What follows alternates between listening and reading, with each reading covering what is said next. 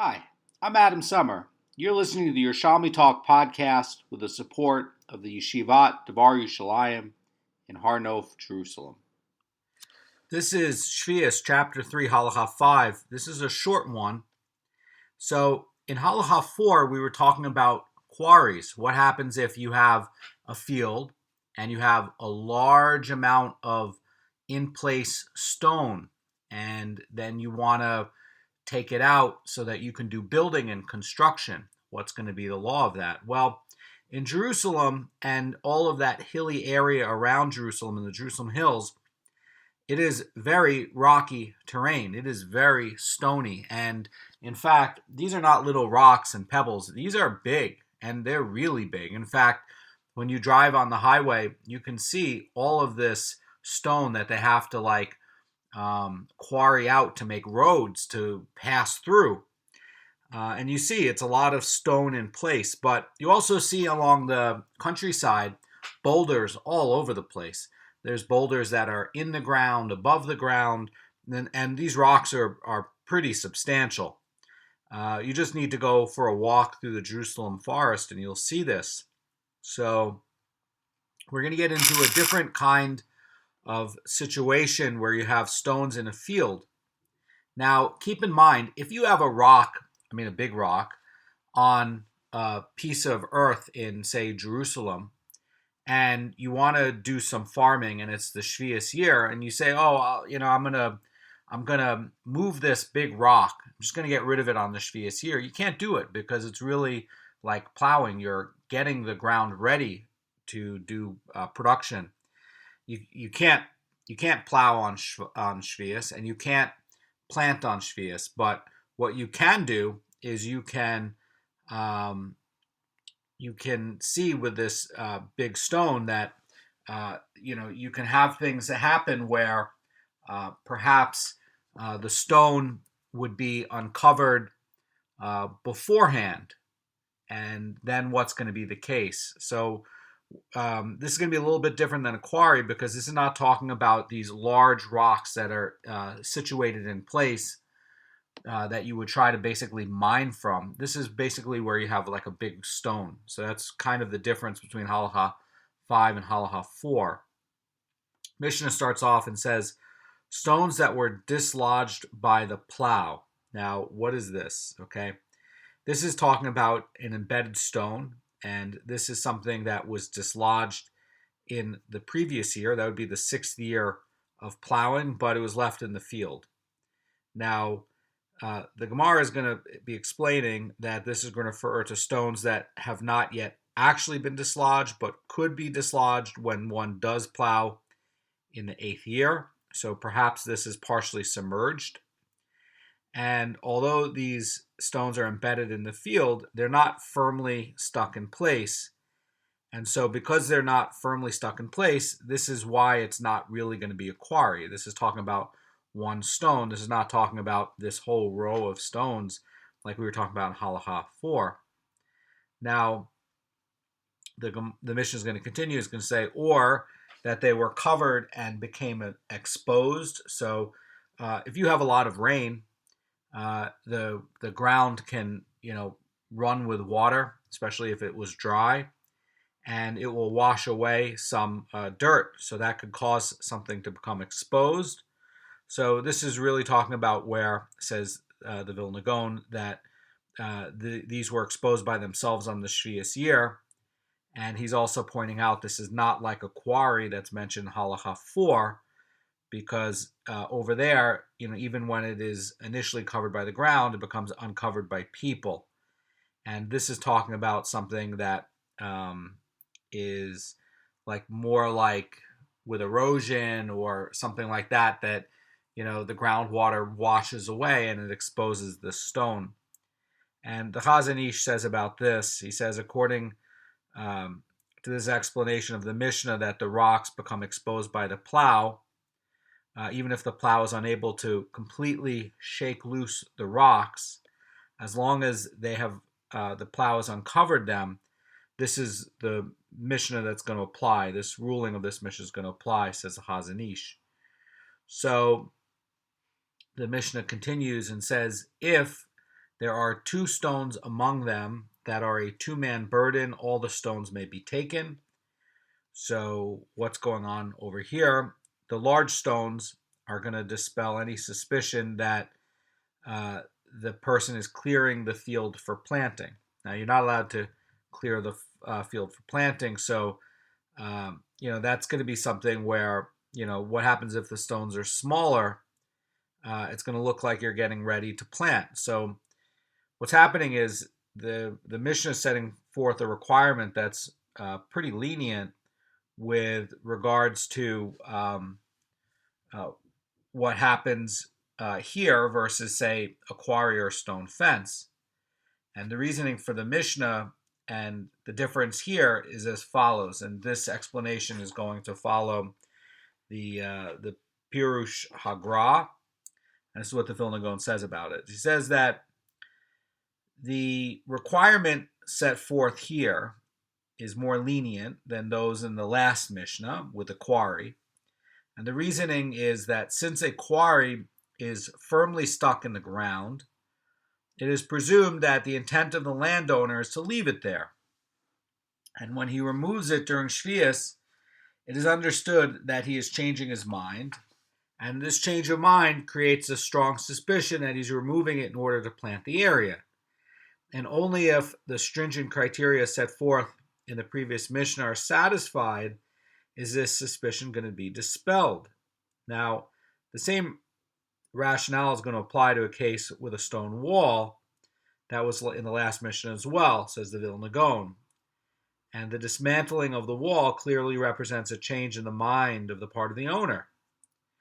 And in the first case of this Mishnah, however, since the rocks are not firmly entrenched in the ground, it is presumed that even before Sheviis, the landowner intended to remove them.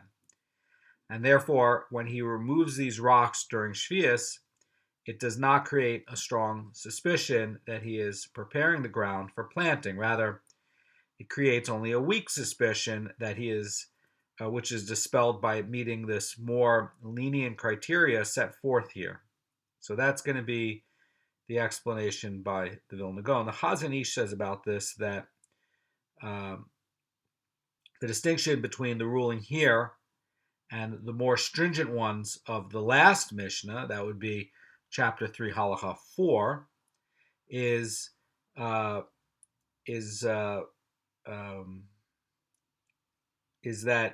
in the second case, the Mishnah is involving only a weak suspicion. And it's presumed that the landowner did not know of the existence of the rocks until they became exposed. And once he finds out about them, he immediately wishes to remove them. And had he found out about the rocks earlier, say in the 6th year, he would have wished at that time to take them out. And since there is no change of mind, their removal does not create a suspicion that he's preparing the ground for planting. And it's sufficient for him to meet this lenient criteria set forth here to be free of all suspicion. So the Mishnah now is going to talk about these loose rocks that are lying all over the ground or even on top of one another. And the Mishnah says, and someone clearing stones from his field may remove the upper ones, but must leave all of those that touch the ground. So this is interesting. If you have a rock that's laying on the ground, you can't remove it. That's what this is saying. Now, if you have a rock and then there's a rock on top of it, you can leave the top rock because that's not touching the ground, but you can't leave the lower one that's touching the ground. Now, the Rosh Cirilio says about this that he's required to leave a layer of rock that touches the ground in order that other people don't suspect him of preparing the field to plant it. And that's going to be the idea here. The Vilna Goan states that the stones in questions are potentially harmful obstacles. These are the ones that are going to be laying on the ground. And for this reason, people do not suspect him of planting the field when he leaves the bottom layer. That's going to be the idea. So the implication is that the Vilna Goan is pretty stringent on this. And in a case where you have stones that people do not consider to be obstacles, the Vilna Goan would basically be forbidding someone to remove this top layer, even for construction, since people would suspect them of getting ready to plant this field. So that's going to be the idea, and then the Gemara is going to say, and similarly, when clearing a pile of pebbles or heap of stones, he may remove the upper ones, but must leave those that touch the ground. And the idea is that, says the Vilna Goan, that they are not potentially harmful obstacles, since it is evident that these piles are not meant to be left on the field permanently. And the the Mishnah is going to continue. It's going to say, if there was bedrock or straw underneath them, they may be taken. So if you have pebbles and stones, and they were lying on bedrock, and you can't use this bedrock, or a layer of straw, they can be removed completely. And the idea is that since you have a surface of bedrock or straw, this, by the way, is not going to be suitable for planting. So then exposing these underlying surfaces by removing the top layers of rock does not give the impression that the field is being ready for planting. So this permit is going to apply even in the first case where the stones are being removed and they are not in a heap. This is the note by the Vilna Goan. So basically, you need to make sure that it doesn't look like this field is being prepared for planting. The Gemara is going to talk about the first ruling here in this Mishnah. It's going to say not only stones that the plow already dislodged may be removed, but even stones that the plow could dislodge in the future. In other words, they're not firmly entrenched within the ground, they can also be removed. And this is what we were talking about in the start of the Mishnah, where it's saying that you have these embedded stones and they're dislodged, and in, say, like the 6th year, but it's left in the field. And as the Chazan Ish is pointing out, this fellow did not change his mind. He just didn't know about this rock that got exposed by the plowing. And that's going to be the idea. In other words, there's no change in intention here. He just didn't know about it. So if he had understood it in the 6th year, then he might have treated it differently. And the Gemara is going to demonstrate that this is indeed the correct explanation of the Mishnah. And Rabbi Yossi says that the Mishnah in effect said this, for the Mishnah stated that if there are even 2 stones, each of which is like a 2-man burden, all of the stones may be taken. Okay, so let's try to explain this with the explanation by the Marafulda on this. So he says like this. He says, the larger stones are treated more leniently than the smaller stones. The idea is that the larger stones the landowner has is free of suspicion that he's trying to clear the field for planting, because people assume that he's moving large stones to use for construction. Because the large stones have value. You can use them for construction. You can use them to build walls. And the idea is that if we require that the stones be actually dislodged in order for this permissive ruling to apply, we'd be treating smaller stones more leniently, and a plow is going to be much more likely to dislodge smaller stones than larger stones. And since this runs counter to the premise that larger stones are treated more leniently, we should interpret the Mishnah as permitting the removal of stones in any case where it is theoretically possible that a plow could dislodge them. And if they are not firmly entrenched in the ground, then even if a plow has not actually dislodged them, then we should treat it like that. So the idea is that if the plow dislodges, that's basically going to be in the present tense rather than the past tense. That's going to be part of the idea. Now, part of the other idea about this leniency on the larger stones is that you're going to be trying to allow people to use it for construction. Let's say you do have a field, and let's say it's in Jerusalem, and let's say there's boulders all over the place, and let's say it's the 7th year, and let's say you're building a house. Well, this guy's intention is to build a house. People in the neighborhood probably know he's building a house. And, where do you get the stones from? Well, you have them laying all over in the field. So if his intention is to go build his house and his intention is not to prepare the field, why shouldn't he be able to use the stones in the field? He's not with the intention to prepare the field. He's clearly taking these stones and he's clearly constructing a house. But again, there's no prohibition against constructing in the Sheviis year. And there's no prohibition against collecting building materials that are going to be used in construction for the Sheviis year. So, regarding this masonry work, and, again, you're not using it to grow anything. And, all he's doing, and in fact, they may see that he's actually not even planting the field in the seventh year either. That they see a house going up, and it's a stone house, and they're gonna say, okay, well, he's not preparing the field; he's just building a house, and in fact, that's what he's doing. And if you were to say, well, he can't take any stones in any way off the field, then you would basically prevent people in Jerusalem from building houses because the houses are made out of stone here. So the Gemara is now going to talk about the second half of the Mishnah, which is going to basically be talking about these smaller rocks. Again, there's a distinction between these bigger rocks and smaller rocks. And the issue comes about where you're removing these smaller pebbles, and what's going to happen on Sheviis? Well, that's going to if you're removing this bottom layer that's touching the ground, then it is going to look like he's planning to plant his field on Sheviis, and you're not allowed to plant your field in Sheviis.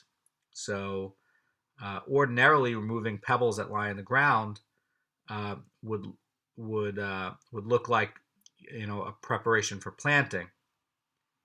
And even at other times, if you're going to be trying to remove pebbles and stones from the ground, it's going to look like you're getting ready to make a garden or something. So Rabbi Yaakov Bar-Bun says in the name of Rabbi Shimon ben Lakish, this teaches us that it is forbidden to collect pebbles from the field of one's fellow, for when the owner of the field weeds his field of undesirable grass, he places the grass upon the pebbles. And since the pebbles serve the function for the owner of the field, he does not allow people to remove them. In other words, if you're getting any sort of use out of this, why would the owner of the field allow somebody to come and take his property? And part of the idea is, like you say, well, why would you put the grass on pebbles? Why wouldn't you just put it onto the ground? Well, the idea is that this grass has seed. And basically what you would be doing is you would be basically creating a mulch pile, and the bottom seeds might take root and it might grow. So you ended up wasting your energy and time and basically regrowing the grass. And so they would basically be putting it onto these stones and pebbles so that the seeds would not take hold and grow. That's going to be the idea. So the idea is that the pebbles serve a function and they're not free. The idea is that they're not free, they're not valueless, they're not ownerless. And so, there's going to be a question, well, can somebody just come into your field and take it? And basically, this Gemara is saying, no, even these pebbles have value because of, the ability to use them in a productive way. So, no, you can't go on to the neighbor's field and go take his small pebbles and stones. Now, the Gemara is going to qualify the ruling and say, this is what you say in a valley, but in mountains and rocky terrain, it is permitted to collect pebbles from another field, as the owner of the field actually considers it a favor to remove them from the field. So if you have terrain where pebbles are of no use to the owner of the field, then you could go do it. And since you would be in a rocky section of the land, and there'd be lots of rocky sections in a field, you could put these weeds on top of a different rocky section, and not worry about it because there's no shortage of rocky sections in, the Jerusalem hills. There's rocks all over the place. And so basically it would be considered to be a favor. Now, in Halacha 6, we're going to be covering the laws of taking stones for construction. And we're going to talk about the structures that can be built with these stones. And we're also going to talk about it, stones and structures that you could do with regards to water and how to channel water and how to do that with a stone. So this is all really important stuff. And, may we have the merit in Shemayim of trying to, get the halacha out of the Gemara to understand it. Have a great day.